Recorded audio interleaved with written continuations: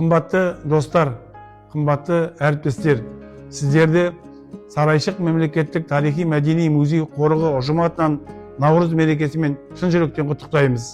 Біздер бүгінде Әзербайжан Республикасының ұлттық тарихи музейімен, ұлттық кілем музейімен, Авей музейімен, Кішік Чидак музейімен, Шәмкір қаласы музейімен, Шырақ дала Шарбан музейімен, Өзбекстан Республикасындағы Темуриттер музейімен, Самарқанд қаласының музейімен, Башқұртстан Республикасының Уфа қаласының тарихи музейі, Дағыстан Республикасының музейі, Қырғызстан Республикасындағы Ош қаласындағы Сүлеймен тау музейі, Татарстан Республикасындағы Болғар қаласының музейімен, сонымен бірге Саха Республикасындағы музейлермен тығыз қарым-қатынас орнатқанбыз.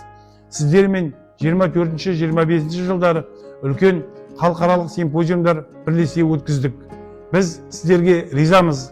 Наурыз мерекесі барша халқымыздың жер бетіндегі жақсылық күткен, қыстан аман-есен шығып, көктеммен қауышқан халықтардың ортақ мерекесі. Біздің ата-бабамызда самарқаулықтың көк тасы еріген күн деп есептейді. Олай болатын болса, Наурыз мерекесі елімізге, біздің достарымызға тыныштық сыйласын, қуаныш сыйласын, өрлеу сыйласын, жаңғырту сыйласын. Біз сіздермен біргеміз. Наурыз мерекесі құтты болсын. Түрік халықтарының милли байрамы Наурыз мүбәрәк болсын.